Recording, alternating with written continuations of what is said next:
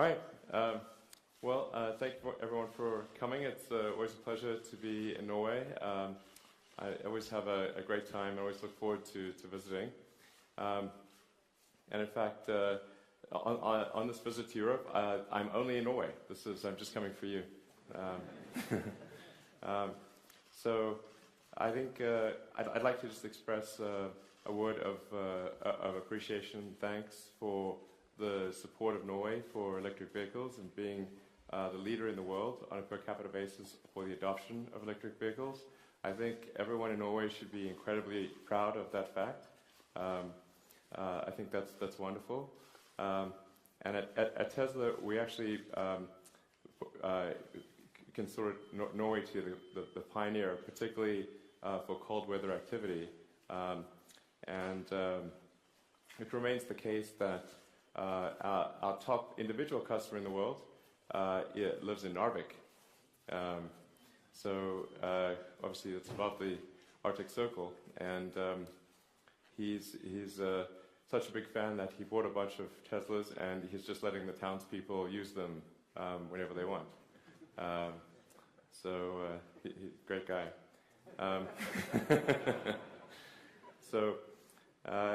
Let's see. I think for thinking of both sides of the energy equation, there's sustainable energy generation and the sustainable energy consumption. So on the one side, Norway has a tremendous structural advantage with the fjords and being able to generate immense amounts of hydropower. And that's something that I think that can be done if it's in a way that's aesthetically in harmony with the environment and doesn't disrupt the local ecology. And I think there's immense growth potential, a really immense growth potential in Norwegian hydropower, which when combined with long-distance, high-efficiency power lines can actually supply a very significant portion of Northern Europe's electricity needs. So I think, as the world transitions away from hydrocarbons, Norway is actually in an excellent position, maybe the best position of any country in the world, to ramp up sustainable power generation, and then the great thing about sustainable power is that it's a long-term industry, a long-term revenue source. So I think people in Norway should feel very optimistic about the future as the world transitions away from hydrocarbons. So I think doing great, sort of leading in sustainable power generation, leading in sustainable transport. Norway is doing an amazing job and is leader in the world. So it's sort of like word of congratulations is in order, and people should feel great, really great about that. Let's see. Looking into the future on the transport side, obviously it's incredibly important that we achieve affordable electric cars. Tesla recently announced the Model 3, which is a much more affordable EV. Actually got tremendous amount of interest from Norway. We had lines at our stores, which shows the level of interest. So we're really looking forward to producing a great affordable electric car, which has been Tesla's mission from the beginning. So if we could have produced a great affordable electric car on day one, that's absolutely what we would have done. But the only way to success was, for a small company with limited resources, was to start off with a low-volume, high-priced car, go to a mid-priced, mid-volume car, and ultimately to an affordable high-volume car. And that's what we're sort of getting to step 3, which is obviously vital to have a real effect on the world. So the Model 3, the affordable electric car, has really been the dream of Tesla from the beginning. and we had the product launch a few weeks ago, I mean, and the interest level actually surprised even us. We're now at almost 400,000 orders for the Model 3, which actually makes it in terms of pre-orders, the highest, basically the biggest product launch of any kind, car or otherwise, in history, because it's sort of on the order of $14 billion worth of car orders in a little over a week. So I think that's great, and it shows that people have a lot of faith that we're going to produce a great affordable electric car. And I think they're right, and I think this car is going to be great for middle-class families. So I can't wait to bring that to Norway. I'd like to give a word of thanks also to the people in Norway who have for a long time fought for sustainable transport and sustainable energy. I know there are people that have been fighting for over 30 years to support electric vehicles and sustainable energy, and so I'd like to say thank you to those people. We wouldn't be where we are in Norway today without their support. Just a general thank you to the Norwegian people and the Norwegian government for the support of electric vehicles. Tuck.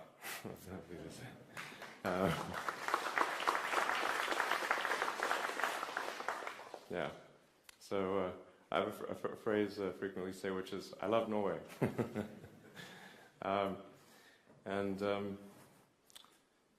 So thank you for your support. Like I said, my message is very simple, which is, Norway has a tremendous opportunity, probably the best opportunity of any country in the world for sustainable energy production.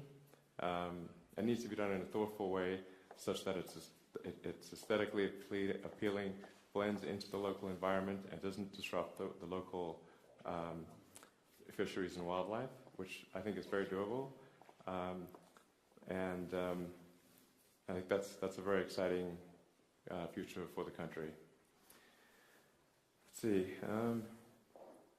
I think that's mostly what I wanted to say, and I think we're going to go into a Q&A. So we'll do sort of a back and forth conversation, and then if there's anyone in the audience who wants to ask questions of any kind, then I'd love to hear your questions. I think it's always good to get a back and forth going with the audience. All right, thank you.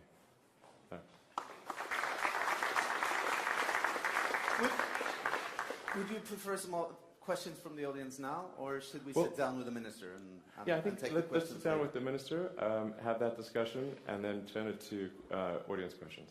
Thank you. All right. Okay. Yeah, that's me. Mr. Musk, if you'd like to sit here.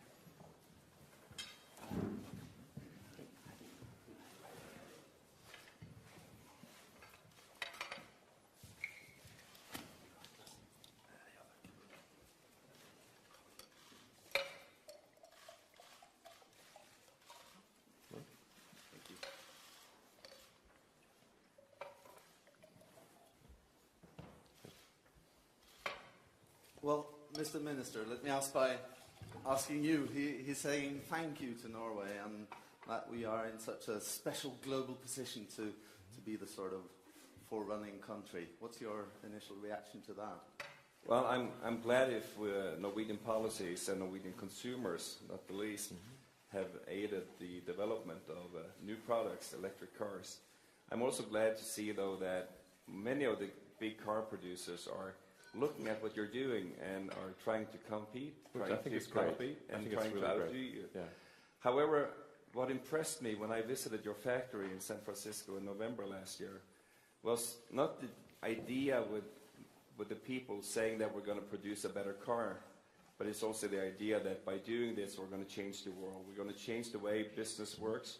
We're going to change the way the market works by producing, not by trying, they didn't plead with me you have to ban the fossil fuel car.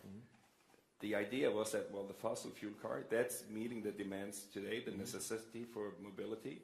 However, we're going to produce the next product, the better product, which means that even with the fossil fuel cars being available, people are not going to want to buy them. Yeah. And that's where I think, showing that you, however, getting a little bit of government aid from around the world, you are going to beat the competitors in the marketplace, not by having politicians ban the competition. I agree. I totally agree. Our philosophy at Tesla from the beginning has been to show that an electric car, if it's designed well, can actually be better than an internal combustion car. For a long time, people were under the impression that electric cars had to be slow, not good looking, low range, kind of like a golf cart. And so it was extremely important to break that misperception, to change that misperception.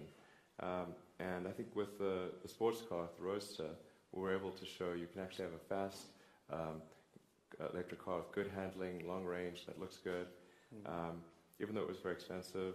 And then with the Model S, we're showing you can actually have an electric car as a daily driver, and it can compete against the best of the gasoline or diesel premium EVs.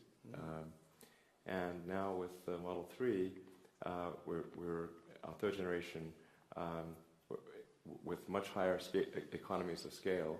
We've got the Gigafactory, and we've got the much higher volume production line. And there's really two things that are necessary to achieve a compelling mass market product. You need to have multiple design iterations, and you need economies of scale. So I think we're finally taking a long time, and it's been a difficult journey, very difficult journey, but I'm super excited about being able to produce a car that most people can afford. And there'll be future cars that are even more affordable down the road. But with something like the Model 3, it's designed to be able to achieve. It's designed such that roughly half of people can afford the car, and then with fourth generation and smaller cars and whatnot, we'll ultimately be in the position where I think almost everyone can afford the car. But if I may, when you look in the future, how long until you really don't care about government policies when it comes to subsidies or tax deductions, where the product is affordable enough that you compete head-to-head with fossil fuel cars? Yeah, I think that's an excellent question. The thing that I think people don't totally appreciate is that every fossil fuel car is quite heavily subsidized. It may not seem like that, but it is. So if you look at like the IMF study, the IMF, which doesn't have any axe to grind one way or the other, they don't make electric cars and they're not part of the oil and gas industry. It's just a scientific analysis. They concluded that the subsidies to oil and gas are at least $6 trillion per year, and I think most people don't realize that. And so every time you see a gasoline car going down the road, imagine a big kroner sign on top of that car. In front of it. Yeah, exactly. It's heavily subsidized because of both the direct subsidies that the oil and gas companies get, which are enormous, and the subsidy on the negative effect of the environment. So what we effectively have, this is economics 101, like basically every economist would agree with this, is that whenever you have an unpriced externality, essentially where the use of a product causes long-term damage to the environment, that is a true cost. And if that cost is not incorporated into the price of petroleum, then effectively it's a subsidy. So it's real important to appreciate this, because I think a lot of people just don't even know. the level of subsidies that oil and gas gets in the world. It's really a figure that is so large that it's difficult to even comprehend. So what the subsidies and incentives are really intended to do is to even the playing field. To even the playing field between the tremendous subsidies and incentives that oil and gas gets compared to getting an electric car. So really the thing to do is to try to eliminate the gigantic incentives for gasoline or for oil and gas in order just to compete on a level playing field. Are you happy with the level of subsidies right now, Mr. Minister? I think the level of subsidies will be different from country to country. When you look at some other countries where you really subsidize fossil fuel like gasoline and diesel, of course that's not the direction we want to go into. Yeah. However, what I want you to expand a little bit on is when skeptics talk about the electric car, they say, well, you remove the pollution from the car, but you move it into the coal power plant instead. So does Norway have a lot of coal power plants? Norway does not. Uh-huh. But from a European scale, because if we're going to change the world and not just Norway, you have also, how do you make the energy production greener and not just the car? Which is exactly why I emphasized in my talk, Norway has a tremendous geographic advantage with hydropower. Like I said, the hydropower should always be done in a way that fits in aesthetically with the local environment, and that doesn't disrupt local fisheries and that kind of thing, which it can be done. Particularly if you go with sort of micro dams or small dams. So it's not like a giant hydroelectric plant, but it's sort of a series of micro hydro plants. Those can be done with no disruption to the environment. Mr. Musk, are you implying here that you might consider moving the production of Tesla to Norway, or using our clean power? We do have space available,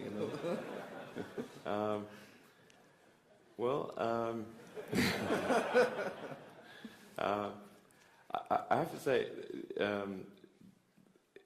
even just hiring people for sales and service in Norway has been hard.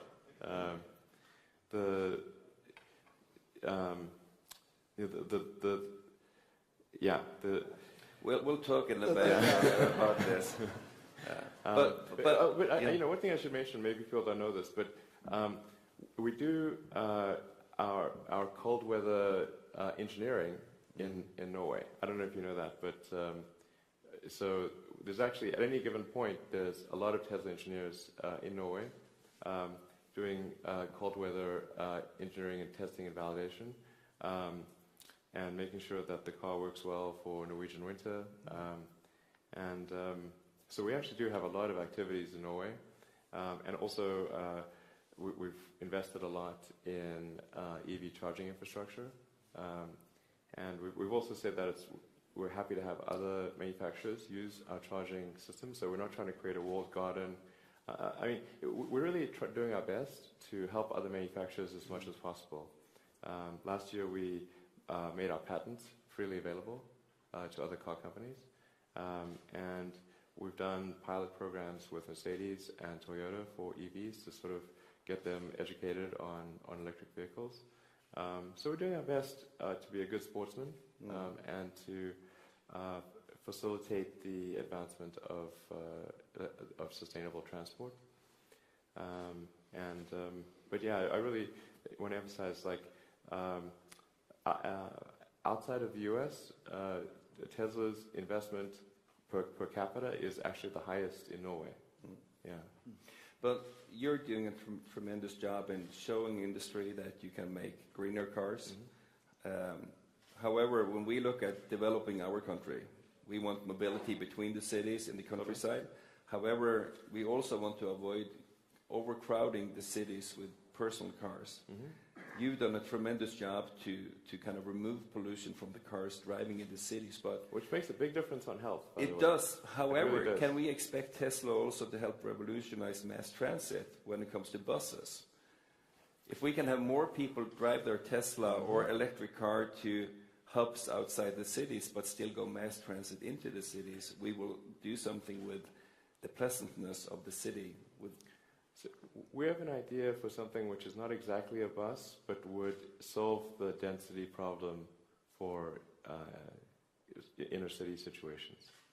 I think we need to actually rethink the whole concept of public transport and create something that people are actually going to like a lot more. I don't want to talk too much about it because. Sorry, are you talking about the Hyperloop? No. The Hyperloop's great for going between cities, but I have to be careful what I say these days. You're among friends. It's okay. Trust me, what'll happen is I'll make an offhand comment with a group like this, and then it'll be like a small, maybe like page 3 of an article in the Norwegian newspaper. Then the international press will seize on that and turn it into a big headline. So I put my foot in my. Unfortunately, but you're thinking about I have a bad habit of putting my foot in my mouth. Unfortunately, but if we go back then to the but I very much agree with solving the high density urban transport problem, and I think there's a new type of car or vehicle that I think would be really great for that, and actually take people to their final destination, not just to the bus stop, which I think is great. So then someone. So where do you see autonomous vehicles in this? Autonomous vehicles are key. It's key. Key. And will people trust it, or how long till people will trust it? I think people will trust it surprisingly quickly. The feedback we've gotten from our autonomous version 1, which is in Teslas today, has been extremely positive. And when we look at the data, I think this is a real interesting fact, of cars that, if the autopilot is turned on or off, you'll probably, the probability of having an accident is 50% lower if you have autopilot on, even with our first version. So we can see basically how many kilometers. What's the average number of kilometers to an accident? Accident defined by airbag deployment, and even with this early version, it's almost twice as good as a person. But to have this work in a society where you have a lot of different automakers from different continents, how important will it be for them to cooperate to make kind of a homogenized system, or is really every car going to be independent, so it doesn't matter what kind of system you have in the other car? I think it's more likely to be the latter, because in the beginning the percentage of autonomous cars will be very low, so it's critical for the autonomous car to be able to handle a large number of non-autonomous cars, as good, really, with a safety level higher than a human driver. That's the threshold. And I think it's going to be important in terms of satisfying regulators and the public to show statistically, with a large amount of data, with billions of kilometers of driving, to say that the safety level is definitively better by a meaningful margin if it's autonomous versus non-autonomous. I think that's really the thing that will be convincing. When you decided to kind of start to try to change things, why did you choose battery electric as your source of drivetrain? Why not hydrogen, or why not just go with biofuels? Well, my main training and mindset is that of a physicist. So I tend to think of things in a very sort of kind of physics framework, because I think that's like the best framework for critical thinking and for evaluating technologies at a fundamental level. I mean, even when I was in college, it was very obvious to me that electric was the right path, because the fundamental efficiency of and then solar being the solar in the case of Norway hydro, which is effectively indirect solar. The sun is really evaporating water, raining, and so that's sort of a form of indirect solar. But solar is solar plus electric is an unbeatable combination at a first principles physics level for having the most efficient, sustainable system. I mean, to me, this is as obvious as day and night. Now, if there was a readily available source of hydrogen that wasn't bound up in water or bound up in hydrocarbons, then there would be the possibility of a fuel cell vehicle. But a fuel cell vehicle relies on hydrogen. So the only way to get the hydrogen is to electrolyze water and split the hydrogen and oxygen apart, which is a very energy-intensive and inefficient process. And then once you've split the hydrogen off, you've then got to compress it or render it to liquid form, which also takes a tremendous amount of energy. Then you've got to store it, and then once it gets in the car, it then has to go through a fuel cell power plant to get turned into energy, and only then can that energy be applied to electric motors. So if you look at the total cycle efficiency of a fuel cell system, it is at least twice as bad. Its theoretical best case is twice as bad as electric in terms of the energy cycle. That's if the technology is perfect. The technology is not perfect, so it ends up being maybe 200 to 300% worse than a solar electric alternative. Because the solar electric alternative, it's dead simple, and the energy transfers are very high efficiency. You essentially collect power from the sun, or from hydro, whatever, and then you charge a battery pack, which with almost no energy losses, and that's it. You're done.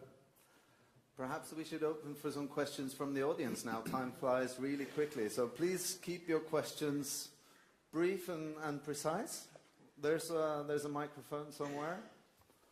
It's over there. Please introduce yourself and.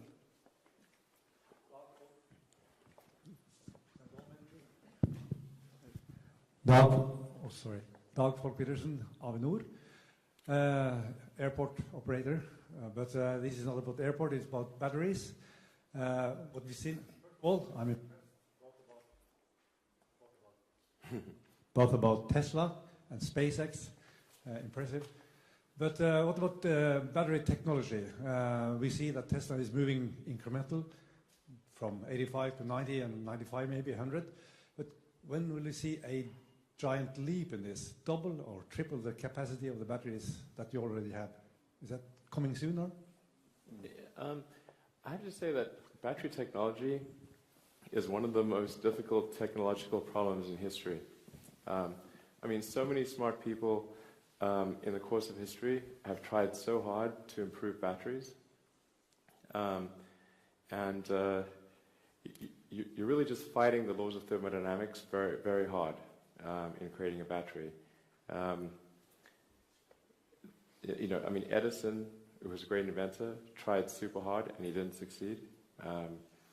Many very, Tesla himself tried and didn't succeed. Some of the smartest people in history have tried very hard. What actually tends to happen with batteries is that the improvements tend to be maybe 5 to 8% per year in energy density, and then approximately that improvement in cost.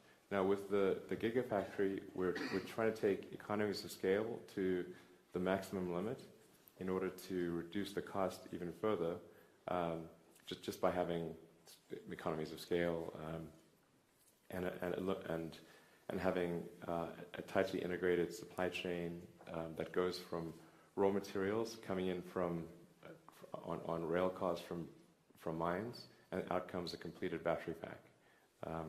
This is the most efficient we're taking the fundamental economic efficiencies to the maximum, which is why I think that in addition to the natural progression of batteries in energy density and cost of 5 to 8%, with the Gigafactory, we can actually amplify that to as much as 30%, which is very important for achieving the affordable car. And that's also the reason why we did the Model X before doing the Model 3, is because creating the Gigafactory, which does have a lot of advanced technology in it, because it's going to be making more batteries at the Gigafactory than the rest of the world combined. So if you add up every battery factory in China, Japan, Europe, anywhere combined, this one factory that we're building will produce more battery output than all of them together. And I want to emphasize, it's designed to be energy neutral in its energy usage. So we're using a combination of solar, wind, and geothermal. Where we are in the Nevada desert, there's not a lot of hydro. There is in Vegas, because you've got the Hoover Dam, but not where we are. But using geothermal for temperature conditioning of the factory particularly, and then wind and solar for the rest of the factory. And of course it's a battery factory, so we can buffer the energy. We can go 24/7 with a factory that generates its own energy and might actually end up generating additional energy to give back to the grid. I mean, for sentimental reasons, I also care about the aesthetics of the battery factory. So it's shaped like a diamond and aligned on true north. And my construction guys are like, why are we doing that? It's like, I'm gonna have some romance and sentimentality in these things. Yeah. One more question. Where's the there? Yeah. Mr. Musk, you say you love Norway, and we love hearing that. But Norway is based on our income from oil and gas. Mm-hmm. Now we'll be drilling for more oil and gas in the Barents Sea to preserve the welfare state. I would like to hear, what is your point of view on this? Sure. Well, I agree with the Minister in that there is actually a necessary short to medium term role for oil and gas, because the sustainable power generation and electric vehicles are still at the early stage, and it takes time to scale up and get to high volumes. So the real thing that's important is for hydrocarbons is to correctly price the unpriced externality of the impact on the environment.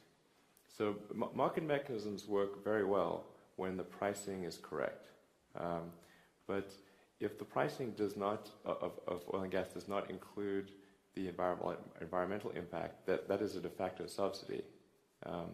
And so I mean, I'm sort of disinclined to vilify the oil and gas industry, because if we didn't have them, then we would have economic collapse and people would be starving to death. I mean, it is very necessary in the short term, and it's just that we need to be taking the steps to accelerate the transition to a sustainable energy economy in Norway and throughout the world as quickly as possible. And the faster we do that, the better off the world will be, and the lower will be the long-term environmental impact. We're running out of time, I'm afraid. If I can just ask you towards the end, that you famously said that I'd like to die on Mars, just not on impact. How far are you away from that? From impacting? Yeah. Sure. So, I mean, that was actually prefaced by somebody asked me when I was going to retire, and I said, like, well, I don't really plan to retire. I mean, hopefully, at some point when I'm, too old to do a good job, then obviously I should retire, and then it would be kind of cool to retire on Mars and visit Mars, but you know, not. I mean, if you're going to die somewhere, you know, it would be cool to die on Mars. That's a nice ending, Yeah. actually. Mr. Musk, thank you so much for coming. Mr. Minister, thank you for joining us here on stage. Thank you. All right. Thank you very much.